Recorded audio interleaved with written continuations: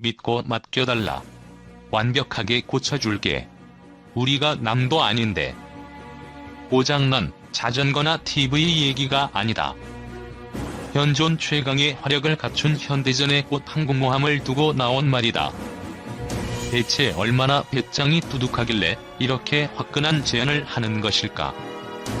놀랍게도 손을 내민 쪽은 현재 미국과 패권을 다투는 중국, 한낱 재활용센터 주인으로 내몰린 상대방은 한때 미국과 자웅을 겨루던 러시아다. 중국이 달려든 먹잇감은 러시아의 항모 아드미랄 쿠즈네초프다. 구소련 붕괴 직전인 1991년 취역해 28년이 지난 노후함정이지만 러시아 유일의 항모라는 상징성 때문에 애물단지로 남았다. 2016년 시리아 군사작전에 투입돼 이슬람 국가 격퇴에 앞장서며 건재를 과시하는가 싶더니 갑판이 짧아 함재기가 착륙 도중 바다에 빠지거나 고장이 잦아 링거 맞은 환자처럼 아예 옌선을 옆에 달고 다니면서 조롱거리로 전락했다. 미국이 11척의 항모로 전 세계 바다를 지배하는 것과 하늘과 땅 차이다. 더구나 재래식 디젤 엔진이어서 미국의 원자력 추진 잠수함에 비해 성능도 한참 떨어진다. 반면 중국에게 쿠즈네초프는 더없이 소중한 보물이다. 지난 23일 중국 해군 창설 70주년 관함식에서 위용을 뽐낸 항모 랴오닝은 1998년 경제난으로 건조가 중단된 쿠즈네초프 이번 함인 바레그함을 들여와 개조를 거쳐 2012년 배치한 일종의 리모델링 제품이다. 중국이 최초의 항모라며 떠들썩하게 선전하고 있지만 막상 족보를 따지면 잔뜩 주눅이 드는 것도 그 때문이다. 쿠즈네초프는 해양 굴기에 박차를 가하며 군사대국을 꿈꾸는 중국 대군력의 교보민 셈이다. 그런데 중국이 이처럼 고맙고도 찜찜하던 러시아의 그늘에서 벗어날 기회가 넝쿨찍 굴러들어왔다.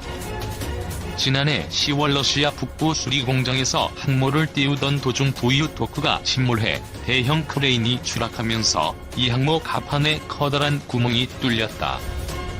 설상가상으로 항모를 감당할 만한 다른 도크는 멀리 떨어진 흑해에 있고 러시아 기술력으로 항모의 전투력을 온전히 발휘할 수 있을지 장담할 수도 없어 그대로 방치된 상태다.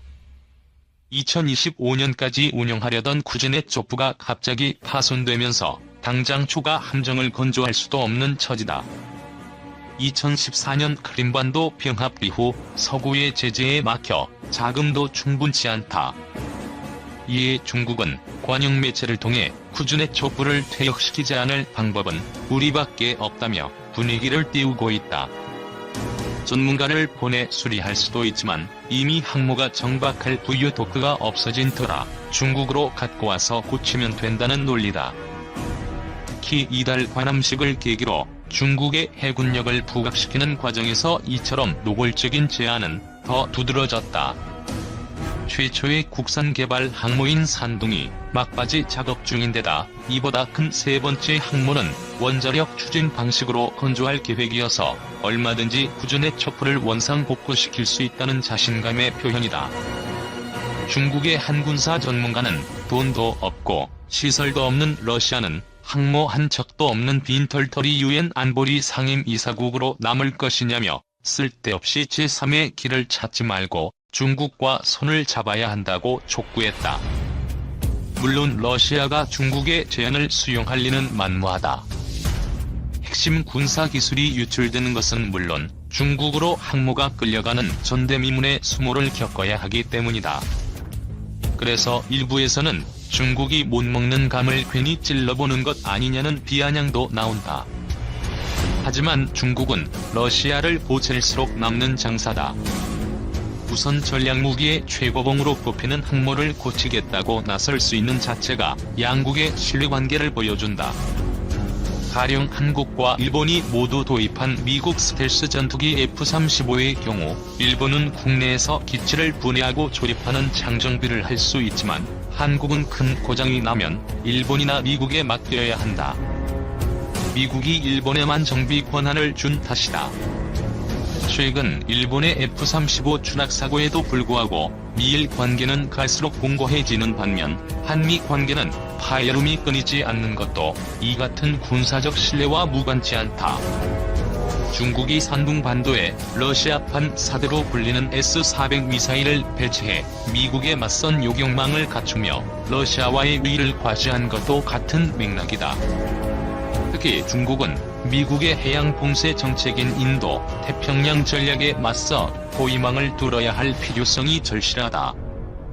비핵화가 지지부진해 애를 먹이는 북한을 제외하면 러시아는 중국이 군사적으로 사실상 유일하게 보조를 맞출 수 있는 우방이다. 지난해 9월 중국과 러시아가 극동 지역에서 탈냉전 이후 최대 규모인 30만 명의 병력을 동원해 군사훈련을 실시한 것도 그 때문이다. 올해는 대만 해협과 남중국 해를 둘러싼 미국과의 긴장이 고조되면서 군사공조의 범위를 바다로 넓혔다. 미국이 호주, 일본과의 훈련 빈도를 높이며 옥죄자 중러 양국은 이달 말 연합 해상훈련으로 맞대응에 나설 예정이다. 더구나 비동맹 진영의 리더를 자처하며 미국을 향해 함께 목소리를 높이던 인도가 오락가락하면서 중국의 불안감은 가시지 않고 있다. 나렌드라 모디 인도 총리는 25에서 27일 베이징에서 열리는 1대1로 정상 포럼에 끝내 불참하기로 했다. 블라디미르 푸틴 러시아 대통령이 25일 블라디보스토크에서 김정은 북한 국무위원장과 정상회담을 마친 뒤 곧바로 나라와 시진핑 주석과 회동하는 성의를 보이는 것과는 대조적이다. 특히 인도에 이어 일본마저 항모 경쟁에 뛰어들면서 중국도 한 걸음 달아나야 하는 상황이다. 이 밖에도 후준의 촛불을 들먹일수록 대내외적으로 중국의 기술력을 각인시키는 효과가 생긴다. 중화민족의 위대한 부흥을 기치로 내건 시주석의 강군몽을 실현하기 위한 전제 조건이기도 하다. 중국의 항모는 미국과 달리 스키 점프대처럼 갑판 끝이 올라가 있다. 전투기를 띄우는 전자식 사출기와 전력을 안정적으로 공급하는 출력 계통 모두 성능이 떨어지기 때문이다. 그래서 실제 전투기 출격은 미 항모의 30% 선에 불과한 실정이다. 그런데도 올해 관함식에 자체 개발 산둥호를 끝내 선보이지 못하고 선체 내부 영상을 공개하는 것으로 만족할 수밖에 없었다. 더구나 항모 제작사인 중국 선박중공업 그룹의 순보 사장이 지난해 항모 관련 기밀을 외국 정보기관에 넘긴 혐의로 경질되면서 세 번째 항모는 언제 추진할지 기약할 수 없는 상태다. 한껏 높아진 대중의 기대에 부응하기에 역부족이다. 따라서 항모라오닝, 산둥의 초기 버전인 구준의 조프를 깎아내리며 중국이 언제든 고칠 수 있다고 강조하는 건 전세를 역전시키기 위한 묘안인 셈이다. 믿고 맡겨달라. 완벽하게 고쳐줄게. 우리가 남도 아닌데. 고장난 자전거나 TV 얘기가 아니다. 현존 최강의 화력을 갖춘 현대전의 꽃 항공모함을 두고 나온 말이다. 대체 얼마나 배짱이 두둑하길래 이렇게 화끈한 제안을 하는 것일까? 놀랍게도 손을 내민 쪽은 현재 미국과 패권을 다투는 중국, 한낱 재활용 센터 주인으로 내몰린 상대방은 한때 미국과 자웅을 겨루던 러시아다. 중국이 달려든 먹잇감은 러시아의 항모 아드미랄 쿠즈네 조프다. 부스련 붕괴 직전인 1991년 취역해 28년이 지난 노후함정이지만 러시아 유일의 항모라는 상징성 때문에 애물단지로 남았다. 2016년 시리아 군사작전에 투입돼 이슬람 국가 격퇴에 앞장서며 건재를 과시하는가 싶더니 갑판이 짧아 함재기가 착륙 도중 바다에 빠지거나 고장이 잦아 링거 맞은 환자처럼 아예 옌선을 옆에 달고 다니면서 조롱거리로 전락했다. 미국이 11척의 항모로 전 세계 바다를 지배하는 것과 하늘과 땅 차이다. 더구나 재래식 디젤 엔진이어서 미국의 원자력 추진 잠수함에 비해 성능도 한참 떨어진다. 반면 중국에게 쿠즈네 조프는 더없이 소중한 보물이다. 지난 23일 중국 해군 창설 70주년 관함식에서 위용을 뽐낸 항모 랴오닝은 1998년 경제난으로 건조가 중단된 쿠즈넷 조프 이번함인 바레그함을 들여와 개조를 거쳐 2012년 배치한 일종의 리모델링 제품이다. 중국이 최초의 항모라며 떠들썩하게 선전하고 있지만 막상 족보를 따지면 잔뜩 주눅이 드는 것도 그 때문이다. 쿠즈넷 조프는 해양 굴기에 박차를 가하며 군사대국을 꿈꾸는 중국 대군력의 교범인 셈이다.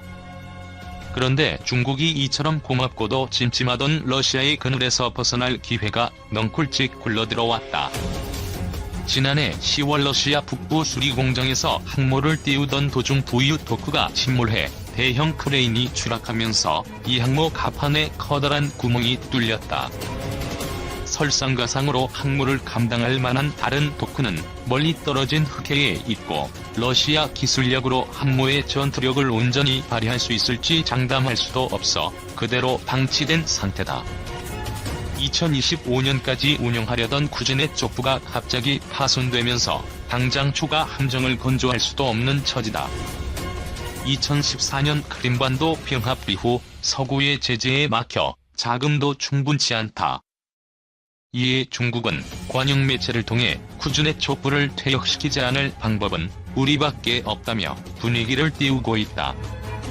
전문가를 보내 수리할 수도 있지만 이미 항모가 정박할 부유도크가 없어진 터라 중국으로 갖고 와서 고치면 된다는 논리다.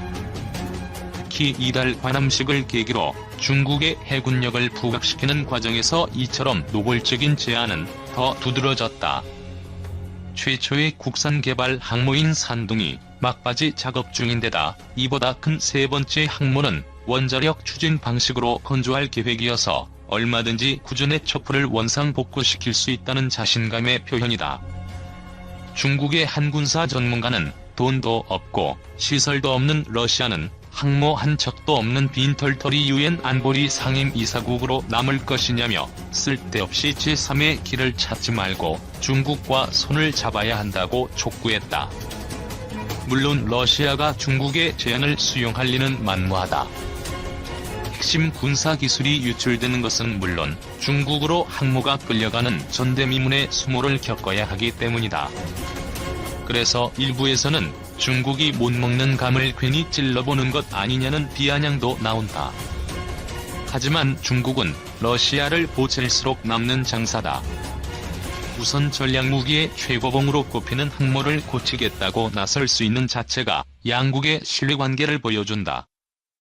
가령 한국과 일본이 모두 도입한 미국 스텔스 전투기 F-35의 경우 일본은 국내에서 기체를 분해하고 조립하는 장정비를 할 수 있지만 한국은 큰 고장이 나면 일본이나 미국에 맡겨야 한다. 미국이 일본에만 정비 권한을 준 탓이다.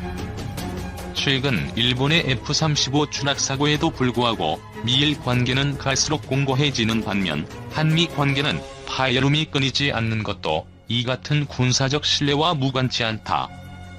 중국이 산둥반도에 러시아판 사드로 불리는 S-400 미사일을 배치해 미국에 맞선 요격망을 갖추며 러시아와의 우위를 과시한 것도 같은 맥락이다. 특히 중국은 미국의 해양 봉쇄 정책인 인도, 태평양 전략에 맞서 포위망을 뚫어야 할 필요성이 절실하다. 비핵화가 지지부진해 애를 먹이는 북한을 제외하면 러시아는 중국이 군사적으로 사실상 유일하게 보조를 맞출 수 있는 우방이다. 지난해 9월 중국과 러시아가 극동 지역에서 탈냉전 이후 최대 규모인 30만 명의 병력을 동원해 군사훈련을 실시한 것도 그 때문이다. 올해는 대만 해협과 남중국 해를 둘러싼 미국과의 긴장이 고조되면서 군사공조의 범위를 바다로 넓혔다. 미국이 호주, 일본과의 훈련 빈도를 높이며 옥죄자 중러 양국은 이달 말 연합 해상훈련으로 맞대응에 나설 예정이다. 더구나 비동맹 진영의 리더를 자처하며 미국을 향해 함께 목소리를 높이던 인도가 오락가락하면서 중국의 불안감은 가시지 않고 있다. 나렌드라 모디 인도 총리는 25에서 27일 베이징에서 열리는 1대1로 정상 포럼에 끝내 불참하기로 했다.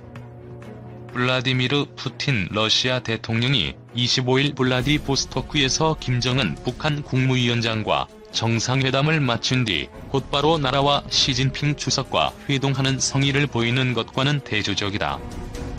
특히 인도에 이어 일본마저 항모 경쟁에 뛰어들면서 중국도 한 걸음 달아나야 하는 상황이다. 잠수함까지 전력화하는 과정이 있기 때문에 우리 해군은 그들의 잠수함 전력을 결코 가볍게 봐서는 안 될 부분이 많습니다. 잠수정과 잠수함을 70에서 80여 척을 전력화했다는 자체만으로는 상당한 위험 요소가 될 수 있다는 것은 확실합니다. 그럼 그들이 보유한 잠수함 전력에 대해서 보다 자세히 알아보도록 하겠습니다. 잠수함은 육상의 무기처럼 위성의 추적이 불가능한 수중에서 작전을 수행하기 때문에 수중에서 잠행을 하다가 특정 지역에 잠입하여 미사일을 발사하게 되면 속수무책으로 당할 수밖에 없습니다.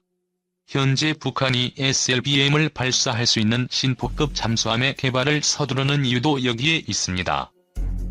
실제 북한의 잠수함 보유량은 세계 몇 안 되는 최고 수준입니다.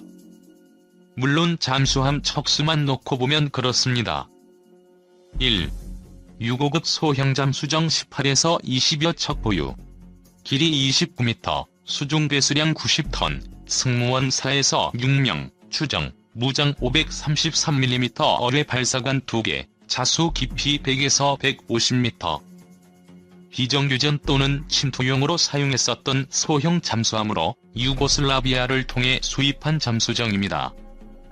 1997년 노후화로 인해 북한 해군에서 퇴역한 것으로 알려졌지만 1998년 다시 한번 세상에 나타났는데 여러분들도 잘 알고 있는 사건입니다. 바로 무장공비 11명을 태우고 속초 앞바다에서 침투 중에 우리 어민의 꽁치잡이 그물망에 걸려서 좌초된 후 자폭했던 바로 그 잠수정입니다. 지금은 심각한 노후화로 퇴역 중이라고 알려져 있습니다. 2. 연어급 소형 잠수정 9척 보유. 길이 29m, 수중 배수량 130톤, 승무원 최대 18명, 무장 533mm 어뢰 발사관 2개, 기뢰 4발, 잠수 깊이 100에서 150m. 북한이 피사 6호급 잠수정을 기반으로 설계한 설계도를 이란에 넘겨 현재 이란에서도 7척 정도를 운영 중에 있습니다. 이 잠수정은 천안함 피격 사건의 원흉으로 잘 알려져 있습니다. 소형 잠수정이지만 533mm 중어뢰 발사관을 이문을 가지고 있으며 어뢰 폭발 정력은 250kg으로 충분히 수상함을 격침시킬 수 있는 능력을 갖춘 공격용 잠수정입니다. 연어급은 상어급 잠수정과 함께 북한의 주력 잠수정입니다. 하지만 군사 전문가들의 평가는 북한 잠수함의 숫자에 큰 의미를 두지 않고 있습니다. 그들이 보유한 70에서 80여 척의 잠수함 중에 당장 작전에 투입할 수 있는 성능의 잠수함은 불과 20여 척 정도로 예상하고 있습니다. 하지만 한국 해군의 연안에서의 대잠작전 능력과 장비는 북한의 기습 침투에 대한 대비가 다소 부족한 것이 사실입니다. 이 부분에 대해서는 빠른 개선이 필요한 것으로 보입니다. 3. 상어급 잠수정 40여 척 보유. 길이 34m, 수중 배수량 370톤, 승무원 15명, 무장 533mm 어뢰 발사관 2개, 잠수 깊이 150m. 상어급 잠수함은 앞에 소개해드린 잠수정과는 확실히 규모에서 차이가 납니다. 하지만 상어급이지만 결코 잠수함은 아닙니다. 물론 핵잠수함인 타이푼급이나 오하이오급은 수만 톤에 이르고 디젤 잠수함도 규모가 큰 것은 수천 톤에 이릅니다. 우리 해군의 장보고급도 1,000톤이 넘습니다. 강릉무장 공비 침투 시 사용한 잠수정으로 상어급 잠수정이 어망에 걸려 좌초된 사건으로 유명해졌습니다. 이 사건을 계기로 우리 해군의 잠수함 탐지 능력이 도마에 오르기도 했습니다. 해군의 포항급 초계함과 울산급은 잠수함 탐지 능력이 부족하다는 것을 보여준 사건이기도 했으니까요. 북한의 6호급, 연어급, 상어급 잠수함은 작은 크기로 레이더에 쉽게 잡히지 않는 점과 어뢰를 이용한 기습 작전이 유리하다는 점이 있지만 속도가 느리고 잠항 심도가 100m 정도이며 작전 가능 일수가 며칠 되지 않아 기지에서 나간 후 2에서 3일 안에 다시 복귀하는 단점이 있습니다. 우리 군의 잠수함 탐지 능력을 조금만 개선한다면 바다의 경운기라고 불리는 북한 잠수정 정도는 충분히 대응할 수 있을 거라 생각합니다. 4. 로미오급 잠수함 19척 보유. 길이 76.6m, 수중 배수량 1830톤, 승무원 54명, 무장 533mm, 어뢰 발사관 8개, 어뢰 14기, 기뢰 28기, 잠수 깊이 300m. 앞에 소개해드린 6호급, 연안급, 상어급은 잠수정이었고 로미오급은 잠수함에 속하며 북한 잠수함 중 가장 큰